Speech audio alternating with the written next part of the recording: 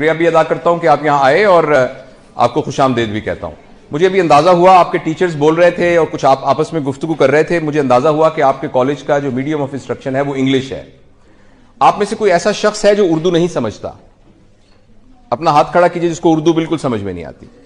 अच्छा, चूंकि आप सबको उर्दू समझ में आती है तो हमें किसी किस्म का कोई ऑब्लिगेशन नहीं है अंग्रेजी बोलने का। हमें किसी किस्म का कोई कॉम्प्लेक्स नहीं होना चाहिए कि हम ये गुफ्तगू अंग्रेजी में नहीं कर रहे। और इस सबसे पहला मैं मैसेज आपको ये देना चाहता हूं कि जो कॉग्निटिव साइकोलॉजिस्ट है ना, जो कि लर्निंग के साथ अटैच्ड हैं, वो ये कहते हैं कि बेस्ट लर्निंग हमेशा अपनी मादरी जबान में होती है, बेस्ट लर्निंग। और जब हम किसी को किसी और की जबान में समझाने की कोशिश करते हैं और यह साबित करने की कोशिश करते हैं कि जो ये कहेगा कि कुत्ता और बिल्ली, तो वो एक कमतर स्टूडेंट है, जो कहेगा कैट एंड डॉग वो एक सुपीरियर स्टूडेंट है। अगर हम ये समझेंगे और हम ये कहेंगे बेटा आप खाना खत्म कर लो, उसके बदले कहेंगे बेटा फिनिश करो, तो हम समझेंगे कि ये शायद ज्यादा सुपीरियर है और मुआशरे में इसका मकाम बुलंद है।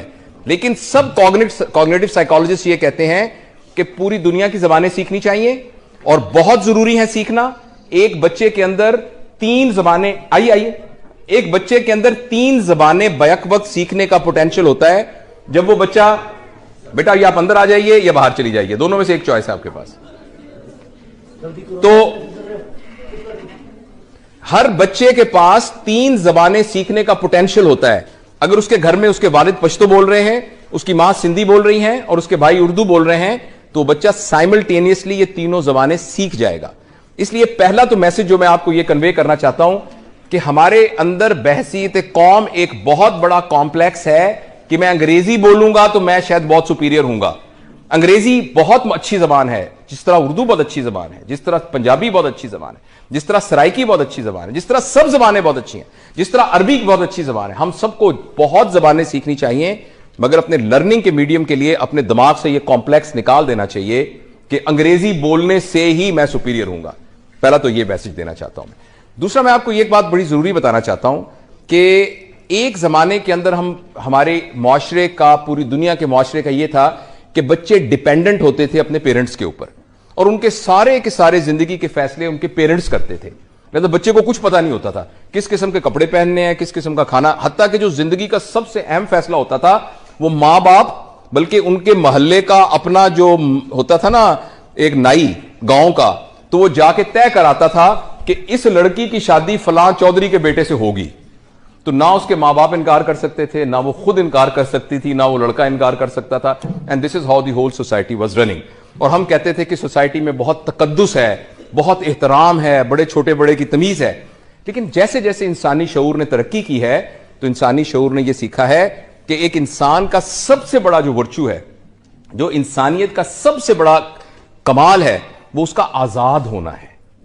कि अल्लाह ताला ने हर इंसान को आजाद पैदा किया है, वो अपने बारे में खुद फैसला कर सकता है और अपने बारे में डिसाइड कर सकता है। हां, उसको किसी ना किसी एथिक्स के अंदर, किसी ना किसी मोरालिटी के अंदर और किसी ना किसी लॉ के अंदर रहकर अपनी इस चीज को एक्सरसाइज कर रहा है। बस आप ये कहें कि मेरी मर्जी है, जो मर्जी करूं, मैं छत से नीचे छलांग लगा दूंगी, तो ये नॉर्म्स के मुताबिक नहीं है। आप कोई ये कहे कि मैं इस किस्म का लिबास पहनूंगा जो कि उस सोसाइटी के नॉर्म के मुताबिक नहीं है, तो ये उसकी आजादी नहीं है बेसिकली, क्योंकि वो एक उस एथिक्स, मोरालिटी और उस लॉ को वायलेट कर रहा है। अच्छा, इसलिए ये बड़ा जरूरी है कि आप जैसी उम्र में, बल्कि आपसे भी 5 साल पहले की उम्र में, हम आइंदा क्या जिंदगी गुजारने जा रहे हैं, इसके बारे में हमारे अंदर एक बड़ा क्लियर कॉन्सेप्ट हो। हमें अपने अगले लम्हे का भी नहीं पता कि हमें अगले लम्हे क्या बीतेगा। अल्लाह ना करे इसी वक्त ये छत गिर सकती है और हम सारे के सारे इसके नीचे दब सकते हैं। अभी एक जलजला आ सकता है और ये जमीन फट सकती है और हम उसके नीचे गिर सकते हैं। अभी कुछ भी हो सकता है। लेकिन इंसानी शऊर इस बात का तकाजा करता है कि हम इंसानी शऊर को इस्तेमाल करते हुए अपने फ्यूचर के बारे में, मैंने कैसे जिंदगी गुजारनी है, उसके बारे में प्लान करें। मैं आपसे ये नहीं पूछता आप में से कितने लोग डॉक्टर बनेंगे, मैं आपसे ये नहीं पूछता कितने लोग इंजीनियर बनना चाहते हैं, कितने लोग अकाउंटिंग में जाना चाहते हैं, कितने लोग फाइन आर्ट्स में जाना चाहते हैं। मैं आपसे ये बिल्कुल नहीं पूछ रहा, क्योंकि मैं आपको ऑनेस्टली बताऊं, इससे कोई फर्क नहीं पड़ता। इससे बिल्कुल कोई फर्क नहीं पड़ता कि आप इंजीनियर हैं, आप डॉक्टर हैं, आप साइंटिस्ट हैं। हां, फर्क इससे पड़ता है कि जो काम आप कर रहे हैं वो किस क्वालिटी का काम कर रहे हैं। Life is like a stage drama. उस स्टेज के ऊपर एक बादशाह बना हुआ है, एक वजीर बना हुआ है, एक चपड़ासी बना हुआ है, एक गुलाम बना हुआ है, एक ऐसा शख्स बना है जिसको सजाए मौत होने वाली है। ये सारे एक्टिंग कर रहे हैं। लेकिन जब ड्रामा खत्म होगा, इस बात से कोई फर्क नहीं पड़ेगा कि कौन बादशाह था, कौन वजीर था, कौन फकीर था, कौन गुलाम था। फर्क इस बात से पड़ा था किसने कितनी अच्छी एक्टिंग की। हो सकता है इस पूरे ड्रामे में सबसे ज्यादा मुआवजा उस फकीर को मिले जिसको कि सजाए मौत मिलने वाली है, क्योंकि उसने अपने किरदार को जबरदस्त तरीके से निभाया। तो एक तो आप अपने मैं अपनी अब तजुर्बे से जिंदगी का जो है, जो कि एक मेरी अपनी परसेप्शन है, जरूरी नहीं कि वो हतमी राय हो। एक तो अपने दिमाग से ये बात बिल्कुल अभी से निकाल दीजिए कि आपकी क्वांटिटी पर डिपेंड करेगा आपकी जिंदगी की हैप्पीनेस, वो क्वालिटी पे डिपेंड करेगा, क्वांटिटी पे डिपेंड नहीं करेगा। आपकी गाड़ी का साइज कितना है, इससे आपकी हैप्पीनेस का कोई ताल्लुक नहीं है। आपके कितने मुरब्बे होंगे, कितनी जमीनें होंगी, इससे कोई ताल्लुक नहीं। आप अमेरिका में रहती हैं, आप यहां चीचों की मलिया में रहती हैं, इसके साथ कतन कोई ताल्लुक नहीं है।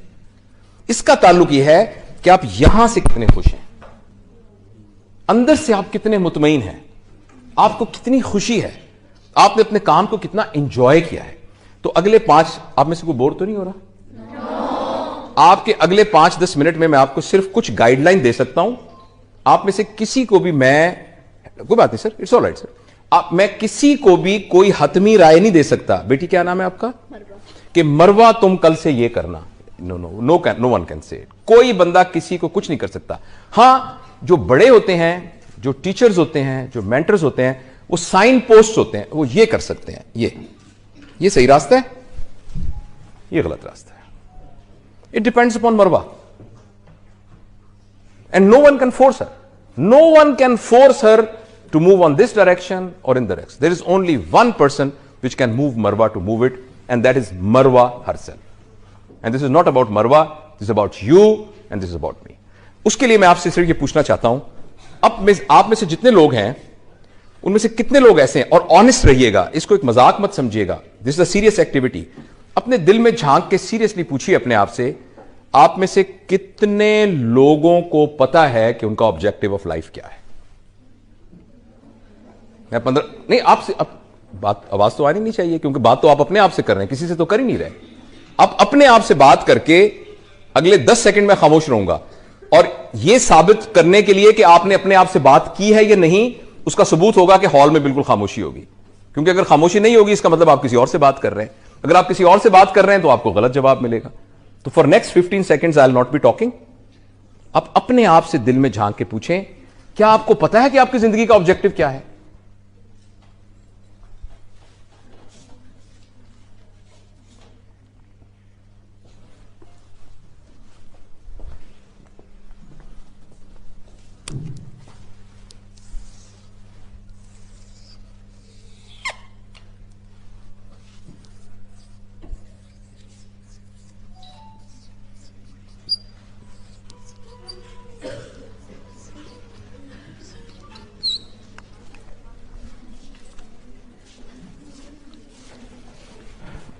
Okay, I'm sure you must have made some conclusion in your mind कि मेरी जिंदगी का ये पर्पस है। और ये भी हो सकता है कि आपके जहन में वाकई ना आया हो कि आपकी जिंदगी का क्या पर्पस है। It is quite possible. तो कोई बात नहीं, देयर इज नो शेम। बाजुकत नहीं पता चलता, बंदा कहता है जो सोच के बता दूंगा। लेकिन ये एक बड़ा रियल क्वेश्चन है जो आपको अपने आप से पूछना है कि मेरी जिंदगी का आखिर पर्पस क्या है। अच्छा, मैं आपको मजबूर नहीं करता। आप जब हम ये ट्रेनिंग करते हैं तो हम लोगों को कहते हैं कि आप एक कागज पे लिखें, और लिख के हम उसको, क्योंकि आपकी एक प्राइवेसी भी तो है ना। हो सकता है आपका जिंदगी का ये मकसद हो कि मैंने स्टेट बैंक को लूटना है, तो अगर पता लग जाएगा तो पुलिस आपको पकड़ के ले जाएगी। तो इसलिए हम ये सारे आपके पर्पस को डिस्क्लोज नहीं करेंगे। लेकिन आप में से कोई वॉलंटियर है जो खड़ा होकर ये कैसे बता सके कि मेरा ये पर्पस है? Any volunteer? यस बेटा, you want to become a writer, this is the purpose of your life. Okay fine, thank you. अच्छा, असल में मैं बेटा बताऊं, इसको हम पर्पस नहीं कह सकते, ये तो एक रास्ता है। ये एक रास्ता है। एक आदमी कहता है मैं एक कुम्हार बनना चाहता हूं, मैं घड़े बनाया करूंगा। एक बंदा कहता है मैं राइटर हूं, मैं नॉवेल लिखा करूंगा। तो पर्पस तो कुछ ना हुआ, ये तो एक रास्ता है। पर्पस क्या है राइटर बनने का? मेरा पॉइंट समझ नहीं है? कोई और वॉलंटियर अपना जिंदगी का पर्पस बता सकता है? जी बेटा। इस तरह का पर्पस जिसपे मेरे पेरेंट्स ये कहें कि मेरी बेटी फख्र से। इन्होंने कहा मेरी जिंदगी का ये पर्पस है कि मेरे पेरेंट्स ये कहें कि हमें अपनी बेटी पर फख्र है। ठीक, very nice, very very noble purpose, very nice. अच्छा, थैंक यू। आप में से कितने लोग एक तो ऑनेस्ट रहना है हमें, जाहिर है मैं, हो सकता है हमारी फिर जिंदगी में मुलाकात ही ना हो सकता है हो आप कोई डॉक्टर बन के इधर आ जाएं, इसलिए आप मेरे से शाई ना फील करें। ऑनेस्टली बताइए कितने लोगों को वाकई नहीं पता कि उनकी जिंदगी का पर्पस क्या है? Please raise your hands. इसमें टीचर्स भी शामिल हैं, ऑनेस्टली। ओके ओके, नीचे करें। और कितने लोगों को पता है कि उनकी जिंदगी का मकसद है? तो बाकी 10% ने कहा कि पता है, 10 ने कहा नहीं, तो what about other 80%? Please let's do this exercise again. Please raise your hands if you know the purpose of your life. Raise your hands. Oh, there's only 7-8%. And please raise your hands if you don't know the purpose of life. And what about the others? You have to raise your hand on one of these sides. Okay. All right. Okay. Very nice. Okay. I'm not going to tell you whether your purpose is correct or not, whether you can actually classify it a purpose or not. I would like to give you a guideline how to make a purpose of life, which is evidence based. The first thing is, the purpose of your life should not be your need. आपको ये बात समझ आई है? मैं ये चाहता हूं कि मेरा दो कनाल में घर हो। This can not be your purpose of life, because this is your need. आप कहें मेरे पास बड़ी गाड़ी होनी चाहिए, Mercedes, this can not be your purpose of life, because this is your need. आप कहें मैं चाहता हूं कि मुझे अमेरिका का वीजा लग जाए, this is your maybe your need. So the first thing is that your need can not be your purpose of life, because problem is needs are such a minor and small things that they will be accomplished very easily. When I was young and I was riding a bicycle, मेरे ज़हन में था कि Honda 70 आ गया ना तो जिंदगी बदल जाएगी। When I was a 4th year medical student, I got good position and my father bought me a Honda 70. And then purpose ended. तो अगर किसी का पर्पस मर जाए तो फिर क्या होगा? हाँ, मैं कुछ शायरी भी करता हूं, मैं एक शायरी करता हूं, तो एक मेरा शेर है पुराना कि तुझे पाना मेरे जीने का मकसद, तुझे पाना मेरे जीने का मकसद, तुझे जब पा लिया तो क्या करूंगा? Which mean my purpose will end. So this is why the incidence of antidepressant drugs, this is why suicidal tendencies, this is why frustration, anxiety, depression in Western world is much higher than us, because उनके financial resources इतने हैं कि जो उन्होंने अपनी जरूरियात बनाई होती हैं वो जल्दी से अचीव कर लेते हैं और उसको समझ रहे होते हैं कि मेरा जिंदगी का पर्पस है। तो अब फ्लैट आपका है, घर आपका है, पूरी दुनिया में आप ट्रैवल कर सकते हैं, हॉलीडेज प्लान आपके हैं, अपनी मर्जी की खातून से आपने शादी कर ली या वाइस वर्सा, और आपका बहुत बड़ा बिजनेस है और आपको सब कुछ, अब आप क्या करें? And this was the purpose of your life. When purpose is achieved, you only get depression, you only get anxiety, you get frustration. तो याद रखिए, आप में से जिन लोगों ने हाथ खड़ा करके कहा था मुझे अपनी जिंदगी के पर्पस का पता है, तो प्लीज ये याद रखिएगा कि अगर वो पर्पस आपकी नीड है तो बहुत जल्दी आप डिप्रेशन के मरीज बनने वाले हैं। Number 2, your purpose should not be time bound, should not be time bound, क्योंकि जब वो टाइम पूरा हो जाएगा, आज से 5 साल के बाद कम से कम मैं डॉक्टर बन के बीवीएच हॉस्पिटल में काम कर रहा हूंगा, आज से 7 साल बाद कम से कम मेरे पास ये होगा। If it is time bound तो टाइम तो आ जाएगा, फिर क्या करेंगे? फिर you have only one choice, वो ये कि आप फौत हो जाएं। और कुछ लोग इस चॉइस को एक्सरसाइज करते हैं और खुदकुशियां कर लेते हैं, बिकॉज इसके अलावा कोई चॉइस नहीं होती। आपका टाइम बाउंड नहीं होना चाहिए, ऐसा पर्पस होना चाहिए जो आपके जाने के बाद भी कंटिन्यू कर रहा हो। और तीसरी उसकी शर्त यह है कि जो भी आपने ऑब्जेक्टिव ऑफ लाइफ बनाया है वो नोबल होना चाहिए, और नोबल की डेफिनेशन है। अनफॉर्चुनेटली हम चैरिटी और नोबेलिटी को आपस में इंटरमिक्स कर देते हैं कि हमारे घर में जो आया काम करती है ना, तो जितने हमारे कपड़े पुराने हो जाते हैं हम उस आया को दे देते हैं, हम समझते हैं कि ये नोबेलिटी है। It's not nobility. हाँ जी, हम जो है ना, हम जो खाना हमारा बचता है ना फ्रिज वाला, वो हम हमारी जो घर आया काम करती है उसको दे देते, मैं ड्राइवर को दे। This is not nobility. जिस मुल्क में चैरिटी ज्यादा होती है उसमें सिर्फ एक चीज का इजहार होता है कि इस मुल्क में लोगों ने अपनी कैपेसिटी से ज्यादा नाजायज दौलत इकट्ठी की हुई है। चैरिटी का सिर्फ यह मतलब है। चैरिटी बुरी बात नहीं है, मैं नहीं कह रहा चैरिटी करनी नहीं चाहिए, मगर charity is not nobility. Nobility यह है कि आप जो भी अपने ऑब्जेक्टिव को अचीव करने के लिए एफर्ट कर रहे हैं, उस एफर्ट के जो बेनिफिशियरी हैं वो आपके अलावा कोई और भी हो। आप राइटर बनना चाह रही हैं ना, तो इस राइटर बनने के जो बेनिफिशियरी हैं वो आप, आपके पेरेंट्स और आपके सबलिंग्स और आपके स्पाउस और आपके जो हैं जो ऑफस्प्रिंग्स, उनके अलावा भी इसका कोई ना कोई बेनिफिशियरी होना चाहिए। इसका नाम नोबेलिटी है। सुबह से लेकर शाम तक हम जो काम करते हैं उस काम, आइए इधर, जो भी काम हम करते हैं अपने पर्पस को अचीव करने के लिए, उसका बेनिफिशियरी हमारे अलावा भी कोई होना चाहिए। उसका बेनिफिशियरी हमारे। अब आप अपने पर्पस को दोबारा 10 सेकंड में रिवाइज कीजिए। अगर तो वो आपकी नीड है, आपको रिवाइज करना पड़ेगा, और अगर वो टाइम बाउंड है, आप उसको रिवाइज करना पड़ेगा। और अगर आप जब उस पर्पस अचीव कर लेंगे तो उसके नतीजे में बस आपकी अपनी जिंदगी कंफर्टेबल हो जाएगी, ये भी पर्पस ठीक नहीं है। तो ये 3 गाइडलाइंस हैं। We trust our children, we trust our new generation, we trust our. जी, आप क्या पूछना चाह रही हैं? It's a good purpose. We will happy to become a doctor, to serve others, to serve other people.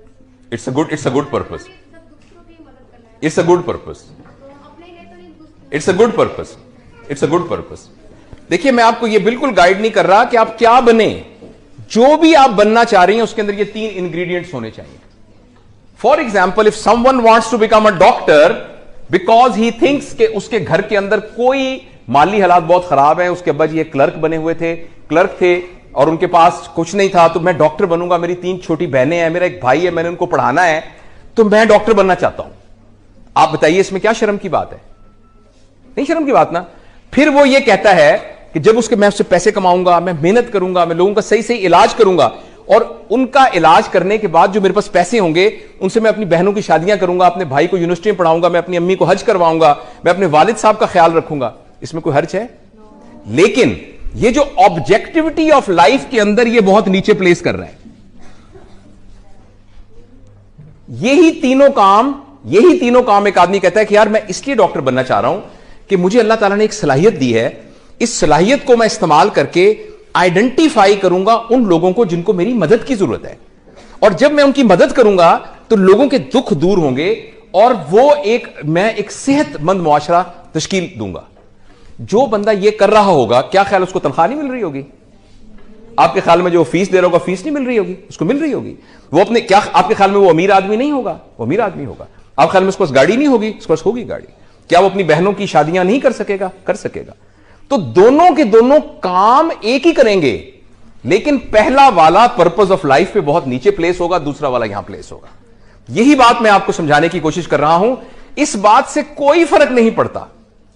फर्क इस बात से पड़ता है कि आपके अंदर इंटेंशंस कितनी है।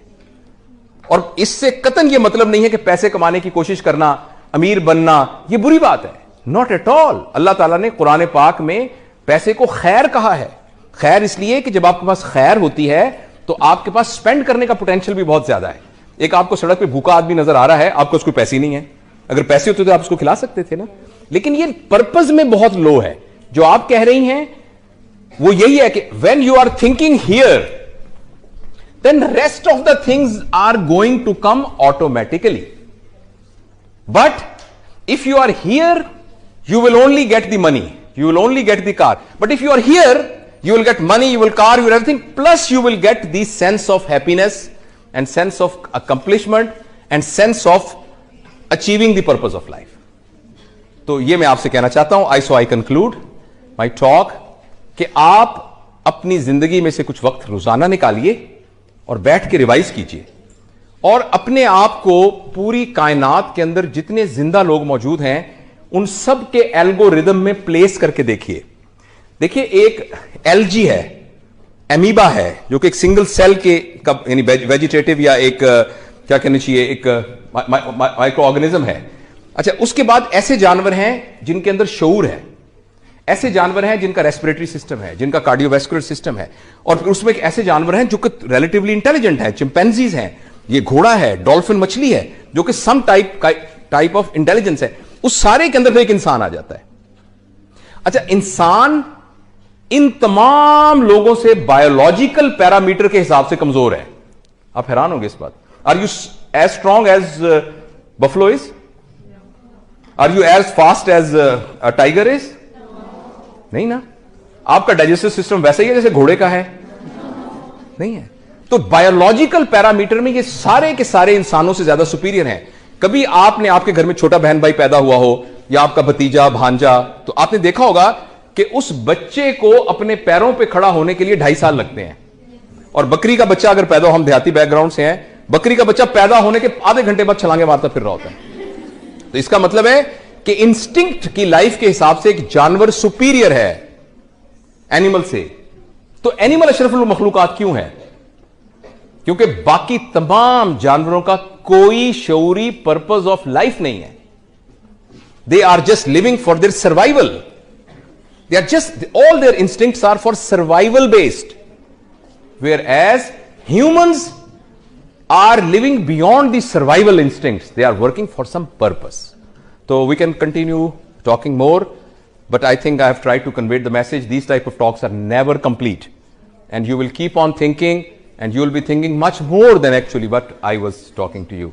एक छोटी सी बात मैं आपसे शेयर करना चाहता हूं, because we are sent in this world for a very small period of time. और ये वक्त 100 साल हों, 200 साल, जितने भी हो, it's a very small period of time.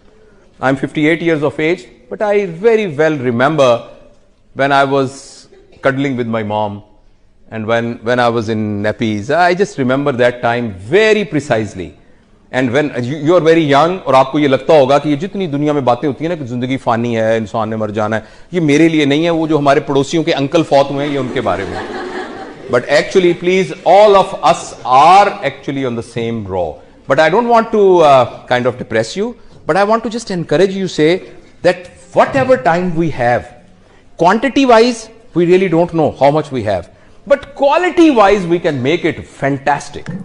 And we must think about it. दूसरी बात यह कि चूंकि वक्त थोड़ा होता है, अब जैसे मैंने आपसे बात की है ना, मेरा दिल चाहता है कि यह बात मैं अपने तमाम पाकिस्तान के, तमाम दुनिया के बच्चों से कर सकूं, मगर ये सारे के सारे बच्चे बसों में बैठ के यहाँ कायद-ए-आज़म मेडिकल कॉलेज तो नहीं आएंगे। तो I take an opportunity that I have made a YouTube channel, and that channel के थ्रू मैं इस तरह की तमाम चीजें होती हैं, हम उसको पूरी दुनिया में फैलाने की कोशिश करते हैं, with the same intention that they match with our purpose of life, not for any other thing other than really getting a sense that we achieve our purpose of life. So I will also request you that name of that channel is SURGEON, one word, it's a one word, Surgeon Javed 1, it's a one word, and name of the channel is From Knowledge to Knowing, because we can get knowledge from books, from lectures, but knowing we develop. And we don't live our life on the basis of knowledge. We live our life on the basis of knowing we have. So if you go to YouTube, you just write this thing and the channel will come and you subscribe it. And there are a lot of talks like this on this channel. And वो मेरा अपना सबक है जो मैं उसके जरिए से दोहराता हूँ, क्योंकि जो जो बातें मैंने आपको कही हैं वो मेरी भी जरूरत है. If you have any question, you are most welcome. We have got about 5 minutes and I can entertain 3-4 questions.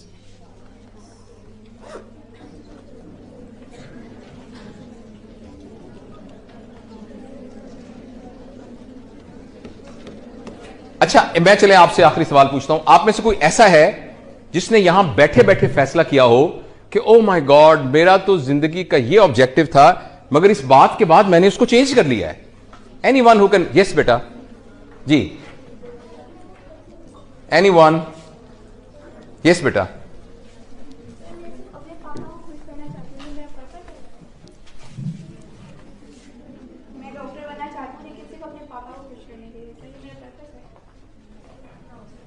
आप बताएं आपका पर्पस है, मुझे क्या पता आपके पर्पस का।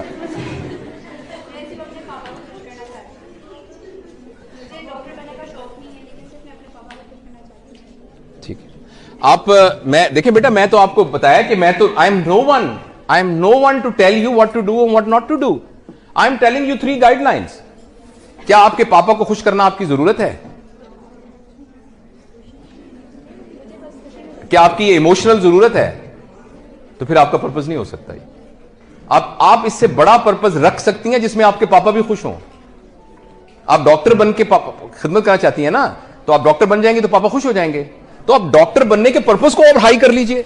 आप कहें कि इस इलाके के अंदर कैंसर ब्रेस्ट का इलाज नहीं है, औरतें बेचारी कैंसर ब्रेस्ट से मर रही हैं, तो मैं एक खातून हूं, हमारी सोसाइटी के अंदर खवातीन ज्यादा खवातीन का इलाज कर सकती हैं। I will become the world top cancer surgeon. Don't you think your papa will be happy when you will be receiving the Nobel Prize for making a research on cancer? Will they be happy? या आपके father इस वजह से happy होंगे कि मेरी बेटी का अपना तो दिल नहीं चाहता था, वो तो डॉक्टर नहीं बनना चाहती है, लेकिन इतनी अच्छी बेटी है, मेरी खातिर डॉक्टर बन गई। तो you can achieve your purpose of pleasing your father by raising the objective of your purpose to that. आपके हमारे यहां छोटे बच्चे जो है माल नरिशमेंट की वजह से मर जाते हैं, तो मैं माल नरिशमेंट का इलाज निकालूंगी, तो आपके ख्याल में इसमें आपके पापा खुश नहीं होंगे? तो you can always get your need by raising the purpose of your objective of life, right? So लेकिन मेरे सवाल का जवाब नहीं आया। आप में से कौन ऐसा है जिसने अपना, पता नहीं इसने आपने चेंज कर लिया पर्पस अपना? किन लोगों ने ये सोचा था कि मेरी पर्पस ऑफ लाइफ ये है, मगर आज से ये है?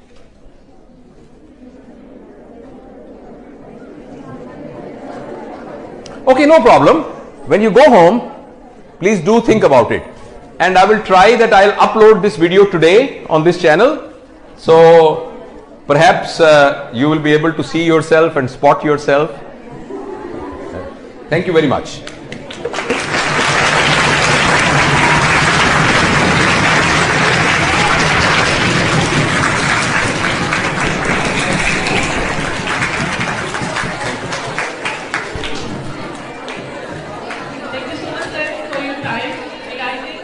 शुक्रिया भी अदा करता हूं कि आप यहां आए और आपको खुशामदीद भी कहता हूं। मुझे भी अंदाजा हुआ, आपके टीचर्स बोल रहे थे और कुछ आप आपस में गुफ्तगू कर रहे थे, मुझे अंदाजा हुआ कि आपके कॉलेज का जो मीडियम ऑफ इंस्ट्रक्शन है वो इंग्लिश है। आप में से कोई ऐसा शख्स है जो उर्दू नहीं समझता? अपना हाथ खड़ा कीजिए जिसको उर्दू बिल्कुल समझ में नहीं आती। अच्छा, चूंकि आप सबको उर्दू समझ में आती है तो हमें किसी किस्म का कोई ऑब्लिगेशन नहीं है अंग्रेजी बोलने का। हमें किसी किस्म का कोई कॉम्प्लेक्स नहीं होना चाहिए कि हम ये गुफ्तगू अंग्रेजी में नहीं कर रहे। और इस सबसे पहला मैं मैसेज आपको यह देना चाहता हूं कि जो कॉग्निटिव साइकोलॉजिस्ट है ना, जो कि लर्निंग के साथ अटैच्ड हैं, वो ये कहते हैं कि बेस्ट लर्निंग हमेशा अपनी मादरी जबान में होती है, बेस्ट लर्निंग। और जब हम किसी को किसी और की जबान में समझाने की कोशिश करते हैं और यह साबित करने की कोशिश करते हैं कि जो ये कहेगा कि कुत्ता और बिल्ली, तो वो एक कमतर स्टूडेंट है, जो कहेगा कैट एंड डॉग वो एक सुपीरियर स्टूडेंट है। अगर हम ये समझेंगे और हम ये कहेंगे बेटा आप खाना खत्म कर लो, उसके बदले कहेंगे बेटा फिनिश करो, तो हम समझेंगे कि ये शायद ज्यादा सुपीरियर है और मुआशरे में इसका मकाम बुलंद है। लेकिन सब कॉग्निटिव साइकोलॉजिस्ट ये कहते हैं कि पूरी दुनिया की जबानें सीखनी चाहिए और बहुत जरूरी है सीखना। एक बच्चे के अंदर 3 जबानें, आइए, एक बच्चे के अंदर 3 जबानें बैक वक्त सीखने का पोटेंशियल होता है।